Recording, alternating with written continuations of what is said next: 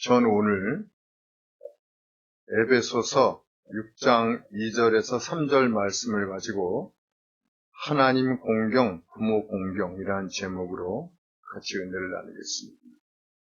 부모와 자식의 관계는 천륜입니다. 하나님이 맺어주신 관계입니다. 부모-자식 관계는 사람과 사람이 자의로 맺은 관계가 아니며 우연히 맺어진 관계도 아닌 것입니다. 생명을 주관하시는 하나님의 작정과 섭리 안에서 맺어진 관계인 것입니다. 하나님이 맺어주신 이런 부모에 대하여 우리에게 주시는 말씀은 첫째로 부모를 공경하라입니다. 에베소 6장 2절 같이 읽습니다. 내 아버지와 어머니를 공경하라. 이것은 땅에 있는 첫 계명이니 이로써 내가 잘되고 땅에서 장수하리라. 땅에서 잘되는 축복이 있다. 그렇게 얘기하고 있습니다. 또 땅에서 장수하는 축복이 있다. 그것이 뭐냐? 그것은 바로 부모를 공경하라는 거예요. 우리가 일제 식민지 때 이흥렬이라는 청년이 있었습니다. 그는 일본에 가서 음악 공부를 하게 됐어요. 음악 공부를 하는데 피아노가 꼭 필요했습니다. 그래서 어머니에게 편지를 썼어요. 일본에서 공부를 하는데 피아노가 꼭 필요합니다. 피아노 살 돈을 보내주십시오. 그 편지를 받은 어머니는 산에서 솔방울을 따서 팔기 시작했습니다. 수백만 개의 솔방울을 손에서 피가 나도록 따다가 팔아 400원, 당시 화폐 가치가 굉장히 높았지요. 400원을 마련하여 일본에 있는 자식에게 보냈습니다. 이흥렬은 그 돈으로 피아노를 사서 음악을 공부했습니다. 그는 어머니의 은혜와 사랑에 마음에 깊이 감동했습니다. 그래서 그가 제일 처음 작곡한 노래가 어머니의 마음이라는 노래입니다. 나실제 괴로움 다 잊으시고 기르실제 밤낮으로 애쓰는 마음 진자리 마른 자리 가라앉으시며 손발이 다 닳도록 고생하시네. 하늘 아래 그 무엇이 넓다 하리요. 어머님의 희생은 가히 없어라. 그렇게 1절이 맞춰지고 2절은 어려선 안고 업고 얼러주시고 자라선 눈 기대어 기다리는 마음. 알을 싸 그릇들 싸 자식 생각에 고우시던 이마 위에 주름이 가득하고 땅 위에 그 무엇이 높다 하리요. 어머님의 정성은 지극하여라. 3절 사람의 마음속엔 온 가지 소원, 어머니 마음속에는 오직 한 가지. 아낌없이 일생을 위하여 살과 뼈를 깎아서 바치는 마음. 인간의 그 무엇이 거룩하리요. 어머님의 사랑은 그지없어라. 손발이 다 닳도록 오직 자식들이 잘 되는 소원만 가지고 자식들을 키웠다는 것. 이 부모님의 희생을 자식들이 모릅니다. 그래서 하나님께서 부모 공경을 10계명의 명령으로 넣으신 것입니다. 사랑은 아래 사랑이라. 그래서 부모가 자식을 사랑하지만 세대가 갈수록 자식들이 부모 사랑하는 것은 보기가 드물어요. 그래서 하나님께서 10계명을 주셨는데 그 중에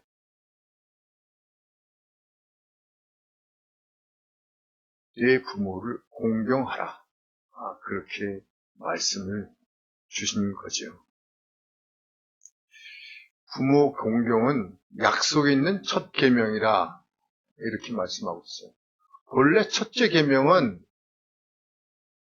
하나님만을 섬기라 하는 것입니다. 그런데 여기에 약속이 있는 첫 계명이라고 말씀하셨거든요. 그러니까 1계명부터 4계명까지는 다 하나님과의 관계입니다. 대신 관계. 근데 5계명은 대인 관계의 계명이면서 약속이 있다는 거예요. 너희가 부모를 공경하면 장수하게 된다. 그것입니다.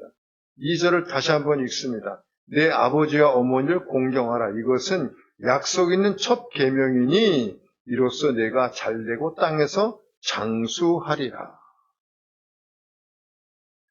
땅에서 잘되고 장수하는 비결이 뭐냐? 그게 바로 부모 공경이라는 것입니다. 그래서 부모 공경을 하면 땅에서 잘되고 장수를 하게 된다 하는 것입니다. 출애굽기 20장 12절에도 내 부모를 공경하라. 그리하면 내 하나님 야훼가 내게 준 땅에서 내 생명이 길리라. 이렇게 말씀하셨습니다. 그러니까 부모 공경은 해도 되고 안 해도 되는 게 아니라 반드시 해야 되는 하나님의 명령이고 또 그 명령은 하나님께서 복과 장수를 약속하신다는 것입니다. 그래서 우리가 더욱 부모를 공경하는 마음으로 늘 살아가는 것입니다. 요새는 그냥 입술로만 부모를 공경하는 사람들이 많아요. 근데 그게 아니고요.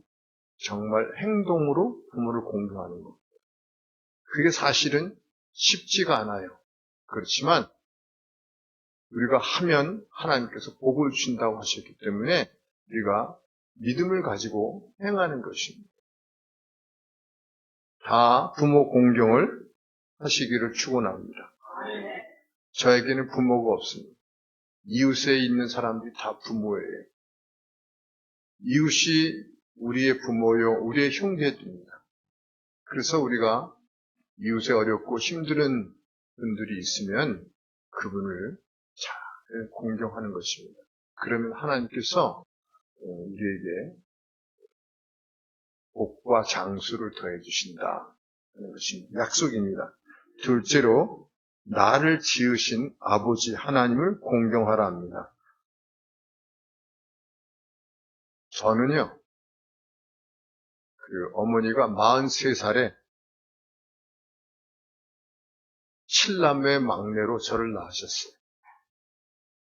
그래서 3살 때 아버지가 돌아가셨습니다. 저는 아버지 얼굴도 몰라요. 그러니까 늘 형수 밑에서, 형 밑에서 큰 거죠. 제가 6살 때 이제 안성에서 서울로 올라왔습니다.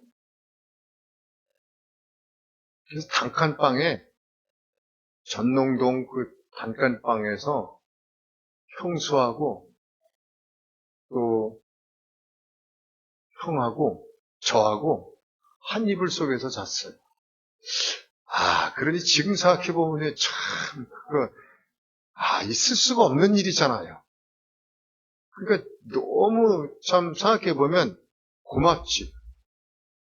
그때 그냥 나 몰라라 하고 팽개치고 요즘 같으면 다 그러죠. 누가 자기 동생을 챙겨서 올라옵니까? 그렇게 제가 이제 서울살이를 시작을 했는데 모든 것이 제 스스로 결정을 해야 되는 거예요. 상의할 데도 없어. 왜냐 아버지가 없으니까. 그러니까 누구한테 하소연을 할 수도 없고 무슨 일이 있어도 그냥 꽁꽁 앓고 그러고는 마는 그런 상황이었습니다.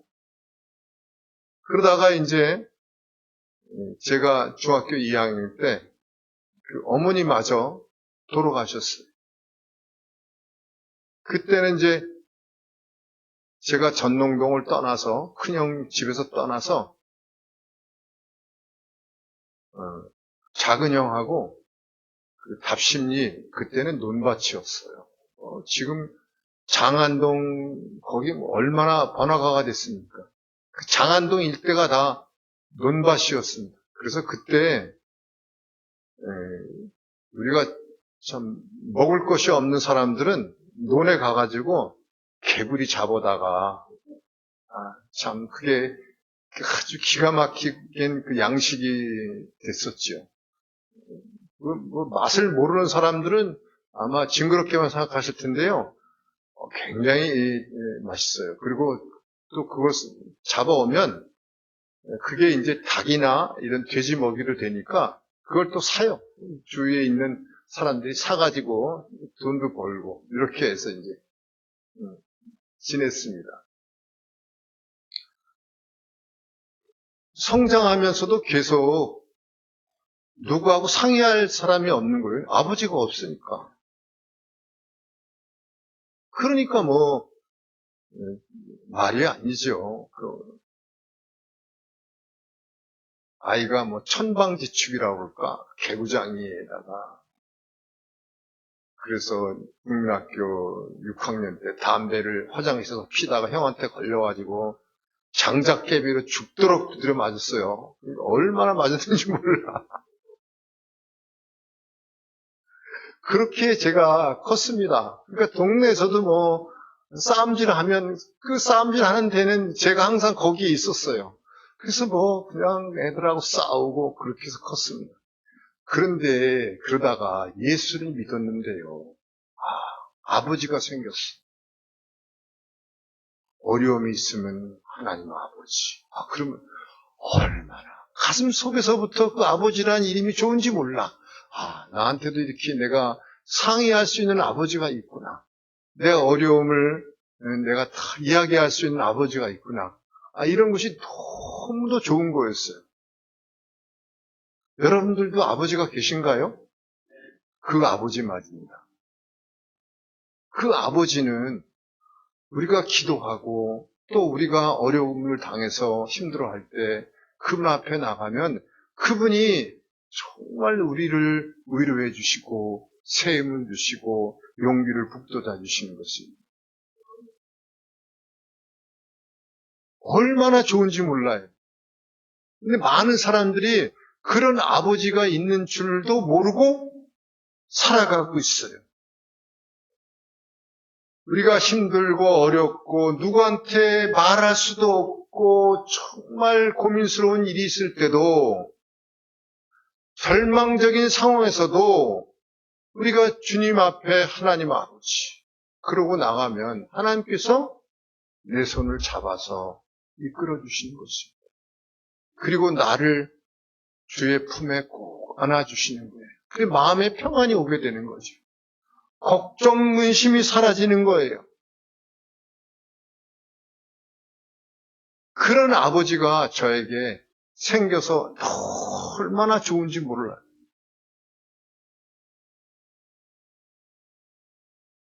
예수를 믿으면 믿을수록 그 아버지가 더욱더욱 느껴지는 것이었어요. 때로는 너무도 사람에 대해서 실망스러운 그런 경우도 있고 사람들이 나를 배신하고 뒤돌아서고 그럴 때도 있습니다. 그럴 때도 있지만 그러나 그때마다 우리가 하나님 아버지 그러고서 그 앞에 나가면 하나님이 위로해 주시는 그래 사랑하는 딸아 내가 너를 사랑한다. 그랬다잖아 맨날. 우리 권사님 중에 한 분이 큰 힘이 겨워서 늘 기도하면 사랑하는 내 딸아 내가 너를 사랑한다. 우리는 그런 위로를 받고 살아가는 것입니다. 그분이 옛날에만 그러신 분이 아니라 요즘도 저에게 그렇게 하세요. 그래서 힘들고 어렵고 지칠 때마다 기도합니다. 하나님 아버지. 그러면 하나님께서 힘을 주시는 거예요. 로마서 8장 14절을 보면 무릇 하나님의 영으로 인도함을 받는 사람은 곧 하나님의 아들이라. 너희는 다시 무서워하는 종의 영을 받지 아니하고 양자의 영을 받았으므로 우리가 아빠 아버지라고 부르짖느니라. 하나님의 영, 양자의 영을 우리에게 부어주셨다는 거예요. 그래서 하나님을 아버지라 부르게 하셨다는 것입니다. 하나님을 아버지라 부르는 사람은 그 안에 양자의 영, 양자 삼는 영이 들어와 계시다네. 성령님이 들어가시는 거라는 거죠. 그 하나님을 아버지라고 한번 불러보세요. 하나님 아버지. 불러보세요. 큰 소리로. 하나님 아버지.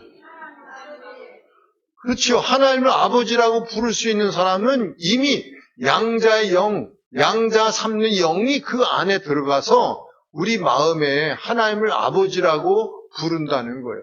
지나가는 사람들한테 혹은 무당들한테 혹은 점치는 사람한테 가가지고 하나님 아버지라고 한번 불러보실래요? 기겁을 합니다. 기겁을 해요. 절대로 안 합니다. 아니 못해요. 우리가 하나님을 아버지라고 부를 수 있다는 것은 하나님의 양자가 되었다는 뜻입니다. 다시 얘기하면 하나님께서 나를 양자를 삼으시고 이제 나를 돌보시고 나를 위로하신다는 것입니다. 항상 그 하나님께서 가까이 계시는 거예요.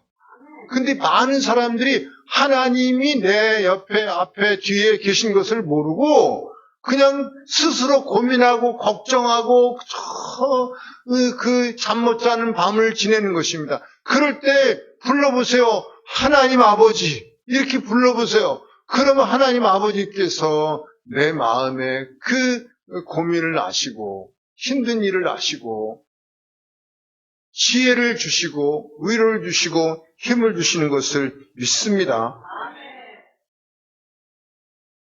예수를 모르는 사람들은, 하나님을 모르는 사람들은 두려워해요. 하나님을 두려워합니다. 예수님의 이름을 두려워해요. 왜냐하면 예수님 그분이 마귀 권세를 이기신 신 중의 신이신 것을 그들이 알아요. 그래서 어떤 사람은 점을 치러 갔는데 점을 치러 가가지고 점을 쳐달라고 그러니까 점괘가 안 나온다고. 당신 예수 믿지 않으세요? 그런다는 거예요.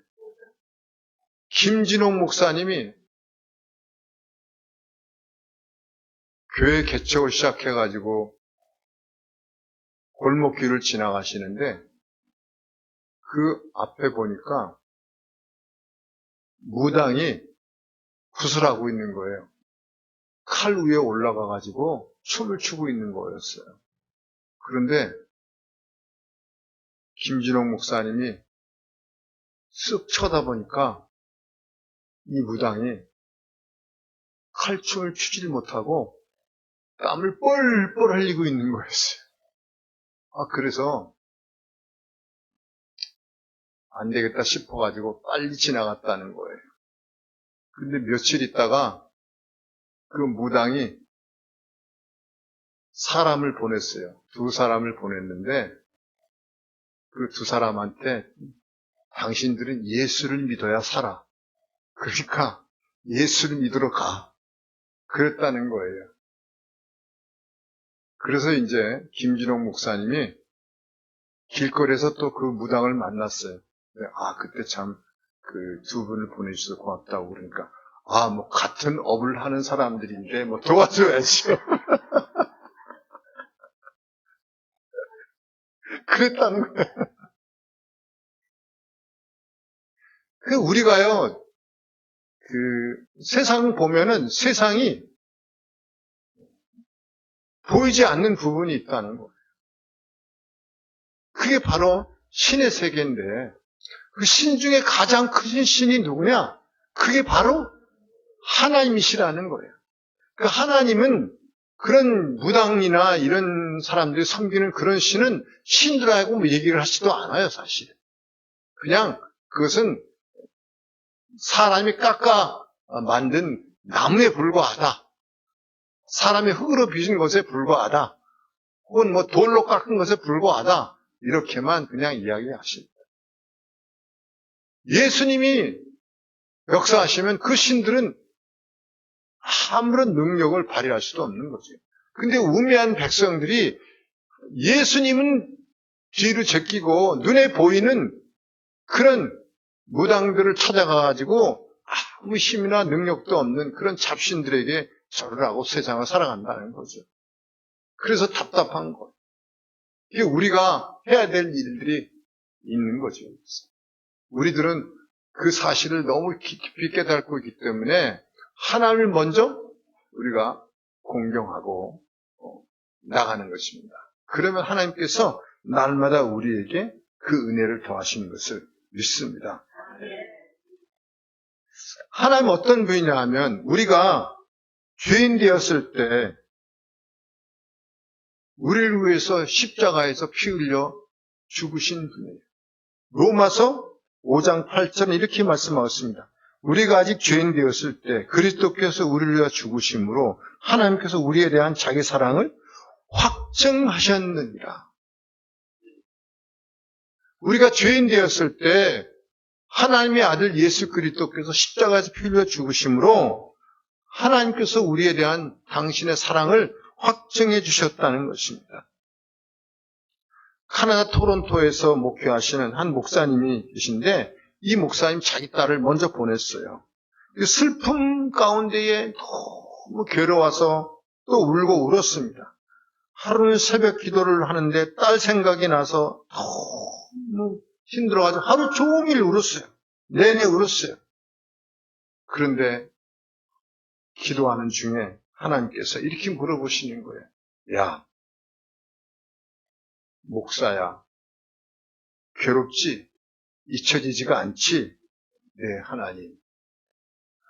이제 내 마음을 알겠냐? 네? 무슨 뜻이에요? 그러니까 하나님께서 나도 십자가에서 나의 사랑하는 아들을 잃었단다.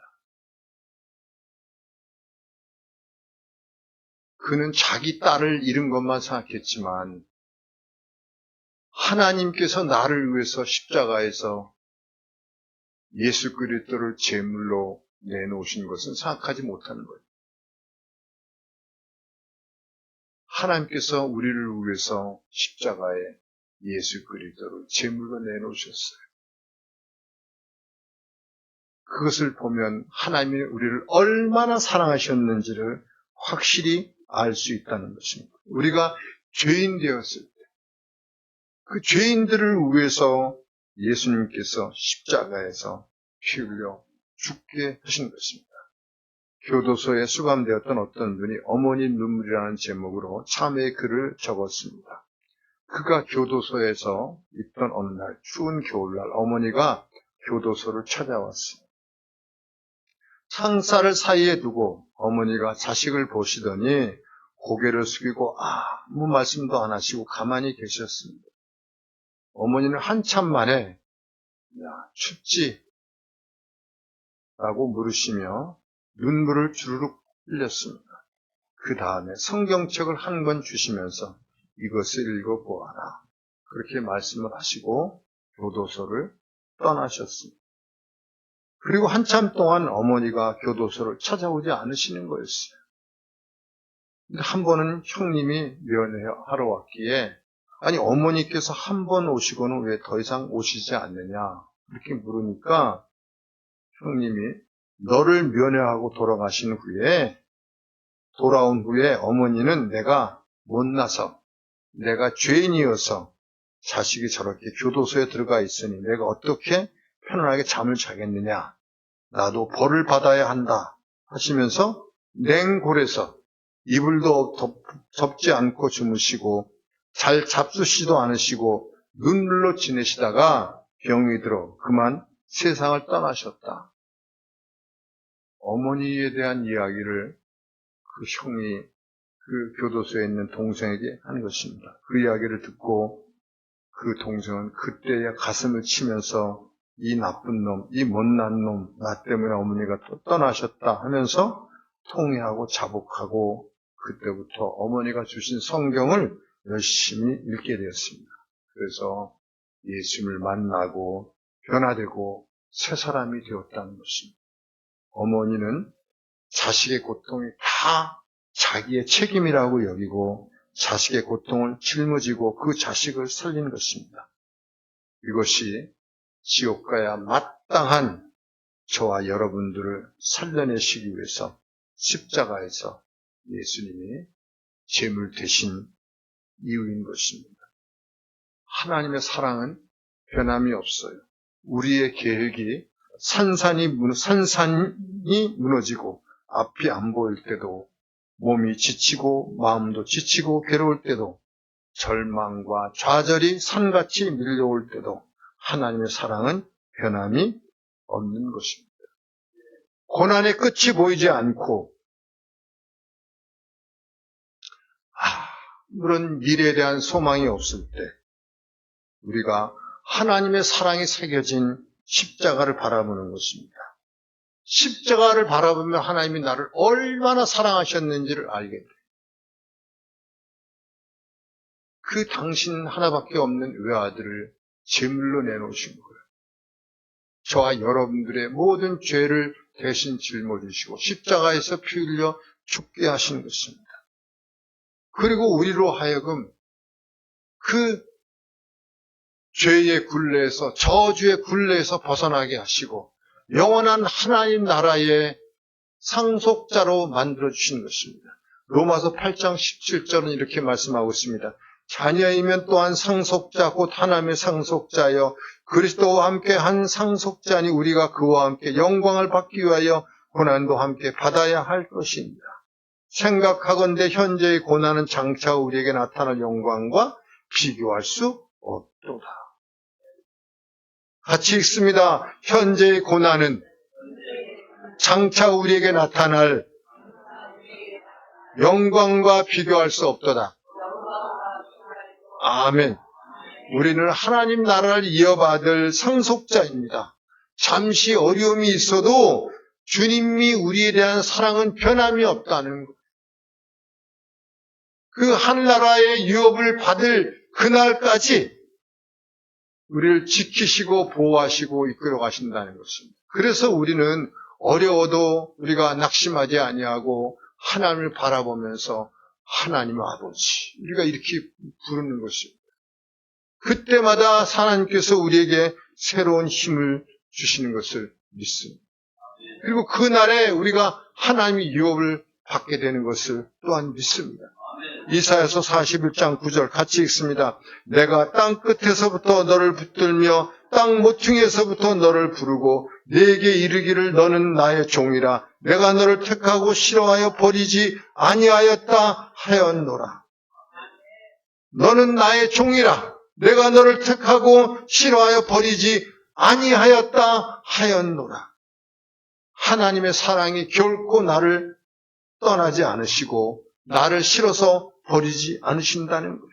우리가 여러분 어려움을 당하면 이런 생각을 하기가 쉬워요. 이제 하나님 나를 버리셨나 보다. 하나님이 나를 이제 떠나셨나 보다. 그렇지 않으면 내가 어떻게 이렇게 어려움을 당할 수 있겠는가? 그런 생각을 하게 됩니다. 그런데 성경에 말씀하시기를 내가 너를 택하고 싫어 버리지 아니하였노라. 우리를 결코 버리지 않으신다는 것입니다. 누가복음 6장 32절을 보면 너희가 만일 너희를 사랑하는 자만을 사랑하면 칭찬받을 것이 무엇이냐? 죄인들도 사랑하는 자는 사랑하느니라. 너희가 만일 선대하는 자만을 선대하면 칭찬받을 것이 무엇이냐? 죄인들도 이렇게 하느니라. 하나님이 우리가 이뻐서 우리가 하나님을 기쁘시게 할 때만, 우리가 일이 잘 될 때만 우리를 사랑하시는 것이 아니라 우리가 일이 안 될 때도 힘겨울 때도 우리를 여전히 사랑하신다는 것. 그러시면서 하시는 말씀이 너희가 너희를 사랑하는 사람을 사랑하기만 하면 그게 무슨 상받을 일이 있겠느냐? 너희를 사랑하지 않는 사람조차도 너희가 사랑을 해야 한다 하는 것을 말씀하고 계시는 것입니다. 우리가 이해할 수 없는 고난 중에도 그분의 그 선하신 뜻과 그 사랑을 우리가 기억하고 절망하고 좌절하지 않는 것입니다. 한 걸음 나가서 우리에게 불편함을 주는, 우리에게 상처를 주는, 어찌 보면 내가 도저히 용서할 수 없는, 하나님 내가 다 용서해도 이 사람은 용서할 수 없습니다. 그런 사람조차도 우리가 용서를 해야 되는 것을 하나님께서 말씀하고 있습니다. 너희가 너희를 사랑하는 사람만 용서하면, 사랑하면 그게 무엇이 상급이 있겠느냐 하는 것입니다. 너희를 힘들게 하는 사람조차도 하나님의 사랑으로 사랑해 주라는 것입니다. 이게 바로 기독교예요. 예수님이 죄인들을 위해서 십자가에서 피 흘려 죽으셨고, 그리고 자기 자신을 십자가에 매달은 로마 병정들을 향해서도, 세상들을 향해서도 이 사람들이 알지 못해서 지금 이런 죄를 짓습니다. 이들을 용서하시고 하나님 제 영혼을 받아주십시오. 그렇게 기도를 하시는 것입니다. 오늘날 그래서 우리가 예수님이 하신 기도대로 우리가 힘들고 어려워도 나를 힘들게 한 그 사람조차도 내가 끊임없이 사랑하는 것입니다. 그런 사랑으로 사랑하시기를 축원합니다. 하나님의 마음을 알아주면서 우리가 하나님의 뜻을 행하는 것, 그게 바로 하나님 공경이에요. 그것이 바로 하나님을 효하는 것입니다. 이런 하나님 공경을 해서 하나님께로부터 넘치는 은혜를 받으시기를 축원합니다. 셋째로 하나님이 가장 기뻐하시는 효도, 그것은 바로 부모님의 영혼 구원입니다. 부모님이라고 표현하지만 여러분, 내 이웃에 있는 분들이 다 부모님이에요. 내 형제예요. 그래서 어찌하든지 한 영혼을 구원하기 위해서 우리가 힘을 다하는 것입니다. 하나님께서는 모든 사람이 구원에 이르기를 원하십니다. 그래서 하나님 마음은 그 사람이 죄인이든지 아니든지, 죽을 죄를 졌든지, 그 사람이 어리든지, 또 나이가 많이 들었든지, 혹은 가난하든지, 혹은 부자이든지, 어떤 사람이든지 구원에 이르기를 간절히 원하시는 것입니다. 이제 우리를 사용하시기를 원하십니다. 우리를 그 구원의 도구로서 사용하시는 것입니다. 우리에게 부모님이 계신 분도 계시고 또 부모님이 안 계신 분도 계세요.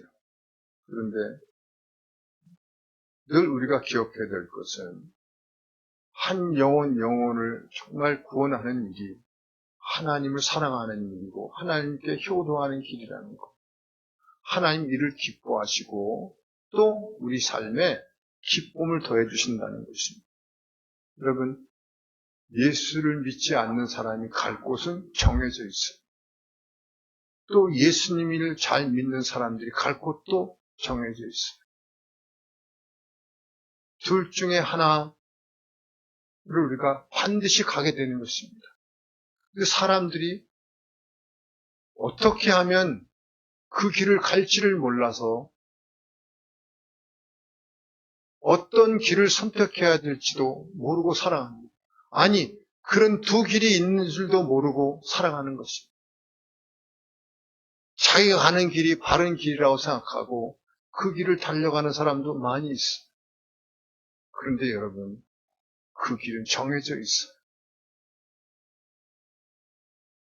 그것은 우리가 이 땅에서 어떻게 살아가느냐에 달려 있다는 것입니다. 우리가 숨이 끊어진 다음에는 아무 소용이 없어요. 우리가 이 땅에서 어떻게 사느냐에 따라서 우리가 가는 길이 정해져 있는 것입니다.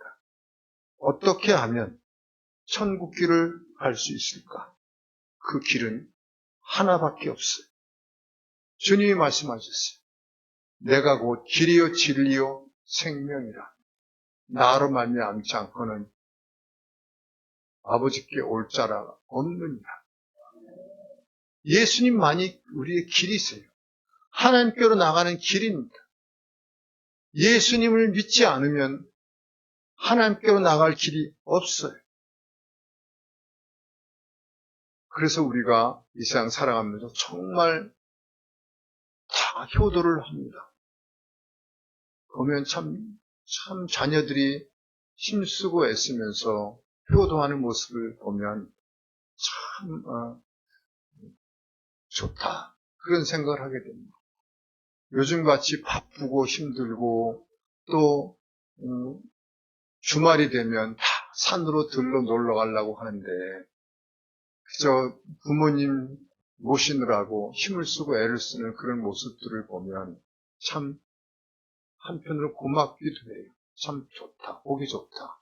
그런 생각을 하게 됩니다. 그런데 여러분, 가장 중요한 효도는 뭐냐? 그 영혼을 주께로 인도하는 것.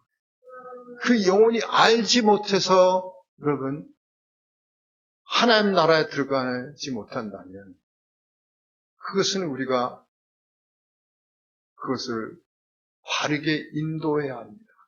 깨우쳐야 합니다. 그래서 바른 길을 가게 하는 것입니다.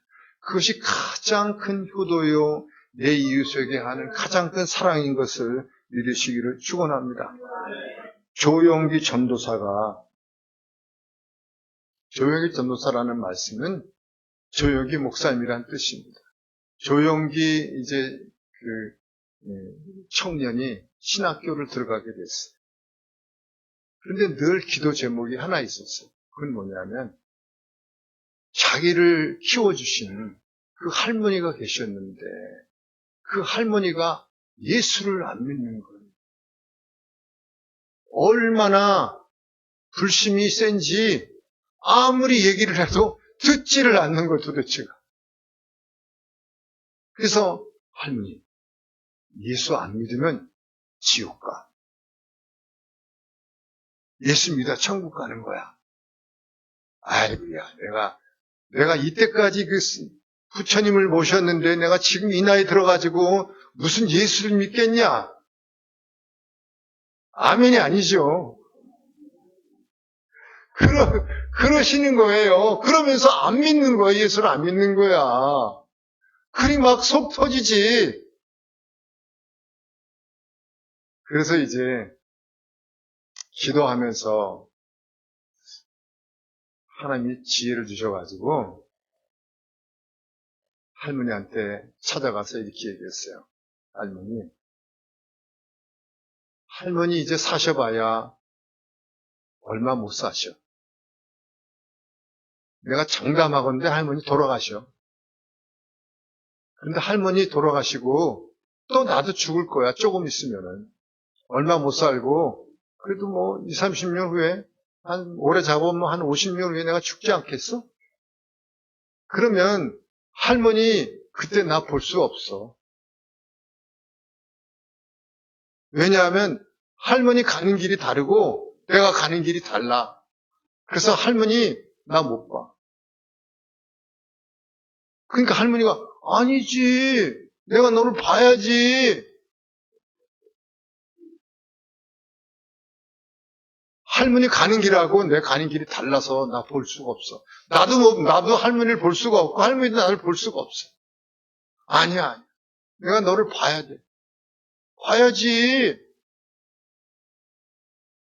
할머니, 나를 볼 수 있는 길은 하나밖에 없어. 그거는 말이야. 나를 따라오는 거야. 아, 그래? 너를 따라가면 그렇게 하기만 하면 되는 거야? 그럼 나를 따라오면 되지. 내가 너를 봐야지. 그러니까 이 할머니가 예수님이고 이런 거는 관심도 원래 없는데 조영기 그 자기 손자는 관심이 많은 거예요. 왜냐하면 자기가 자기 손으로 길렀거든. 그러니까 더 사랑하고 보고 싶은 거예요. 그러면 나를 따라서 교회를 가야 돼. 그냥 너를 따라서 교회를 가기만 하면 되는 거야? 아, 그럼 아주 쉬워. 그냥 나를 따라서 교회 오기만 하면 되는 거야. 그럼 내가 갈게. 그래서 할머니가 이 조영기 전도사를 따라서 교회를 나오기 시작한 거예요. 근데 교회를 나오면서 얼마 지났는데, 할머니가 뭐라 그러냐면, 이렇게 교회가 좋은 곳이었어. 그럼 진작 올 걸 내가 그러지 않았어.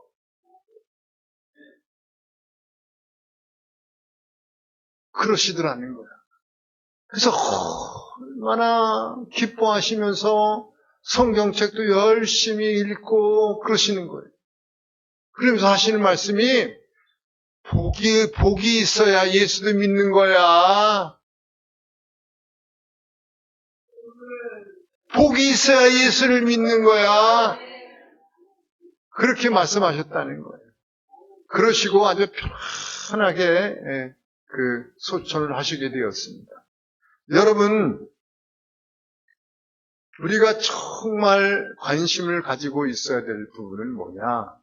영혼 구원입니다. 내 자녀들의 영혼 구원, 내 부모의 영혼 구원. 이것이 하나님이 가장 기뻐하시는 길인 것입니다. 이 길 말고는 다른 길이 없어요. 하나님의 하늘의 유업을 이어받을 수 있는 길이 다른 길이 없어요. 그리고 이 땅에서 복을 받고 사랑하는 그 길이 없어요, 여러분. 그 길을 우리에게 활짝 열어놓으셨어요. 그리고 우리로 하여금 그것을 깨닫게 하시고 이제 우리가 그 일을 예수님을 대신해서 각처에 나가서 행하게 하시는 것입니다. 힘써 행하시기를 축원합니다. 주님이 여러분 그 기도를 들으시고 지혜를 주시고 아이디어를 주실 것입니다. 하나님 아버지, 우리가 한 영혼을 구원하는 일에 힘을 쓸 수 있도록 우리가 기도할 때마다 하나님, 우리 아버지께서 우리를 지혜를 주옵소서, 능력과 권세를 더하여 주옵소서. 그 날을 바라보며 이 땅에서 주의 일을 하는 즐거움과 기쁨에 더해지게 하여 주옵소서. 예수님 이름으로 기도합니다. 아멘.